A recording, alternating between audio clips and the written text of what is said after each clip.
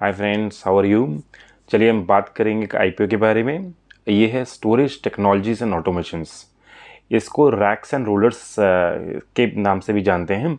ये first of all ये company करती क्या है ये मैं आपको बताता हूँ। ये कंपनी जो रैक्स हैं, ये रैक्स को बनाती है। जो आपने लाइक जब आप किसी वेयर हाउस में जाते हैं या किसी भी जगह पे किसी भी डिपार्टमेंट स्टोर में जाते हैं तो वहाँ पे गुड्स जो पड़े होंगे वो आपने देखे होंगे, वो रैक्स के ऊपर पड़े होते हैं। तो ये रैक्स को बनाती है, उसको डिज़ाइन करती है, उसको इंस्टॉल करती है। साथ ही में ये एक ऑटोमेटेड सोल्यूशन जो वेयर हाउसिंग का होता है ये वो भी प्रोवाइड करती है।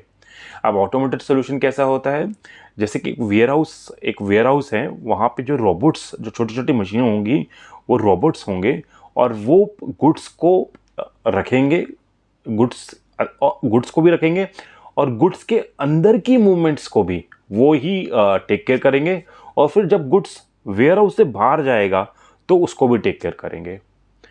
और इसमें ये लोग कई बार ड्रोन्स भी यूज़ करते हैं और ये इसमें कई बार थोड़ी सी मैनुअल इन्वॉल्वमेंट भी होती है और कई बार ये कंप्लीटली ऑटोमेटेड भी होते हैं। तो ये जो कंपनी है, ये कंप्लीटली इस के अंदर है और ये कमर्शियल के लिए बनाती है। जो वेयर हाउसेस कमर्शियल के लिए जो रैक्स बनाती है और इंडस्ट्री पर्पस के लिए बनाती है। ये रेजिडेंशियल पर्पस के लिए ये कंपनी नहीं बनाती है। और ये जो सेक्टर्स में जिसमें सर्व करती है वो है जैसे हमारे ऑयल एंड गैस के, फार्मा के, एफएमसीजी कंपनीज के लिए। जैसे आप किसी डिपार्टमेंट स्टोर में जाएंगे तो आपने देखे होंगे कितने सारे गुड्स होते हैं।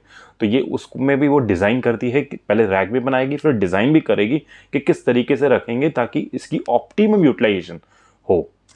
तो ये एफएमसीजी कंपनीज के लिए भी है, रिटेल कंपनीज के लिए भी ये सॉल्यूशंस प्रोवाइड करती है। और एक बात मैं आपको बता देता हूँ, अभी लॉजिस्टिक्स की काफ़ी ज़्यादा जो डिमांड, एक तरह से जब से गवर्नमेंट ने भारतमाला करके कॉन्सेप्ट किया है कि वो पूरा इंडिया को जोड़ना चाहते हैं रोड से एंड ऑल दैट, और लॉजिस्टिक इसके कारण मूवमेंट्स बहुत फास्ट होंगी।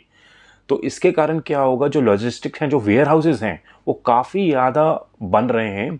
और जितने भी ज़्यादा बन रहे हैं उनमें आजकल की अभी की टेक्नोलॉजी है, ऑटोमेटेड टेक्नोलॉजीज़ हैं। तो उस समय इन कंपनीज़ की काफ़ी अच्छी डिमांड होगी। और ये बाय 2030 जो इंडस्ट्री का एक ट्रेंड है, इंडिया में जितने अभी वेयर हाउसेज हैं ये विद इन नेक्स्ट 5 ईयर्स में जो हमारे यहाँ पे इकोनॉमिक प्रोग्रेस हो रहा है उसके कारण ये डबल हो जाएंगे। तो यहाँ से आप देखिए इसका ग्रोथ फैक्टर कितना अच्छा आ रहा है कि ये जो इंडस्ट्री है पूरी की पूरी ये डबल होगी। और ऑफ कोर्स जब ये डबल होगी तो इस कंपनी को भी बेनिफिट मिलेगा। तो ये इस कंपनी का बैकग्राउंड था। अब चलिए अब जरा बात करेंगे इस आईपीओ के बारे में। ये कंपनी 2010 में एस्टेब्लिश हुई थी और इसका जो आईपीओ आ रहा है ये कल से आ रहा है, अप्रैल 30 से, और ये रहेगा मई 3 के बीच में, और ये लिस्ट होगा मई 8 को। इसका जो प्राइस बैंड रखा गया है वो है 73 से 78 के बीच में। और इसमें मिनिमम लॉट पे आप जो मिनिमम शेयर्स आप अप्लाई कर सकते हैं वो है 1600। तो उसके हिसाब से अगर लॉट की वैल्यू देखेंगे तो वो होगा 1,24,800। और कंपनी इस आईपीओ के थ्रू अराउंड 29.5 करोड़ रुपीस लेगी। और ये सारा का सारा 29.5 करोड़ रुपीस कंपनी अपने बिजनेस के लिए डालेगी। यानी ये फ्रेश इशू है, इसमें कोई भी प्रमोटर अपना स्टेक नहीं बेच रहा है। तो फ्रेश इशू है तो that is very good thing for investors, क्योंकि सारा का सारा कंपनी अपने ग्रोथ के लिए ही पैसा वो इस्तेमाल करेगी। अब ये कहाँ पे इस्तेमाल करेगी, ये करेगी 29.5 करोड़ में से 27.5 करोड़ रुपीज़ वर्किंग कैपिटल के लिए और 2 करोड़ रुपीज़ ये करेगी जनरल कॉर्पोरेट पर्पस के लिए, ये इस्तेमाल करेगी।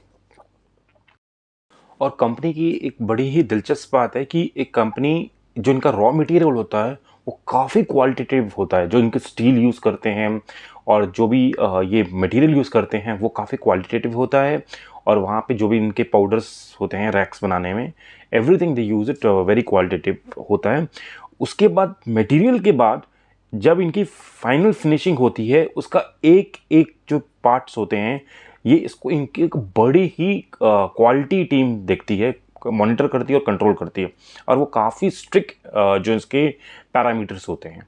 और शायद इन्हीं रीजंस के कारण ये लोग कस्टमर की एक्सपेक्टेशंस को एक्सीड करते हैं, यानी जो कस्टमर्स एक्सपेक्ट कर रहे हैं उसको भी काफ़ी, इनकी एक्सपेक्टेशंस काफ़ी ज़्यादा हो, जो कस्टमर एक्सपेक्ट कर रहे होते हैं उससे काफ़ी ये अच्छा ये सप्लाई करते हैं क्वालिटी में जो अपने प्रोडक्ट्स हैं। और ये मैं आपको जो कस्टमर्स के जब इनके नाम बताऊंगा तो यू विल बी अमेज्ड, क्योंकि इनके सारे ही कस्टमर हैं। लगभग मैंने देखा कि इनके जैसे रिलायंस इंडस्ट्री है, आदित्य बिरला ग्रुप है, सैमसंग है, आईटीसी है, एशियन पेंट्स हैं, फ्लिपकार्ट है, जो वेयर हाउसिंग फ्लिपकार्ट को कितनी मतलब चाहिए होगी, because that is on the online shopping. तो ये सारे के सारे, just I am giving you some names, तो ये सारे के सारे इनके कस्टमर्स हैं। और इन्होंने ये पूरे वर्ल्ड वाइड में फैले हुए हैं। इन्होंने अराउंड 30 कंट्रीज में 2500 प्रोजेक्ट्स किए हुए हैं। और इस 2500 के जो प्रोजेक्ट्स किए हैं इसमें इन्होंने 900 कस्टमर्स को सर्व किया हुआ है। तो अगर आप इसके हिसाब से देखेंगे, इसके काफ़ी अच्छी ग्रोथ प्रॉस्पेक्ट्स इसके दिखाई देते हैं इस कंपनी के। और इनकी जो मैन्युफैक्चरिंग जो फैसिलिटी है वो बेंगलोर में है। उसका अराउंड एरिया 56,000 स्क्वायर फीट का है, और उसमें 20,000 स्क्वायर फीट इन्होंने स्टोरेज के लिए रखा है।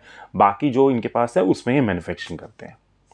और इनके अराउंड 166 एम्प्लॉयज़ हैं, और 94 के करीब इनके कॉन्ट्रैक्ट एम्प्लॉयज़ भी हैं।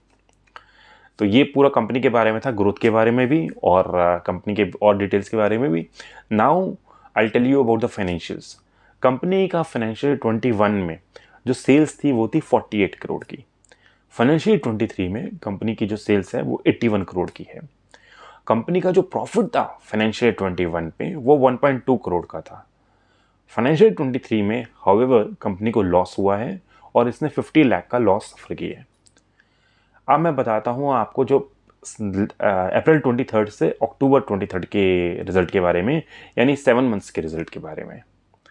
7 मंथ्स का जो इनका रिजल्ट है उसमें इनकी सेल्स है 56 करोड़, और इनका जो प्रॉफिट है वो है 3.6 करोड़ रुपीस। यानी इन्होंने जो लॉस किया था 50 लाख का फाइनेंशियल 23 में, अब 3.6 करोड़ का इन्होंने प्रॉफिट किया है। 7 टाइम्स इन्होंने अपना ये इंक्रीज करा है। तो अगर आप देखेंगे, I think it's 8 times, but इतनी अच्छी तरह से इन्होंने इतनी अच्छी तरह से इन्होंने परफॉर्मेंस दी है इस बार। और इनकी सेल्स फाइनेंशियल 21 के हिसाब से जिस तरह से चल रहे हैं, इससे डबल होने की, डेफिनेटली ये डबल हो सकती है इस पूरे ईयर में।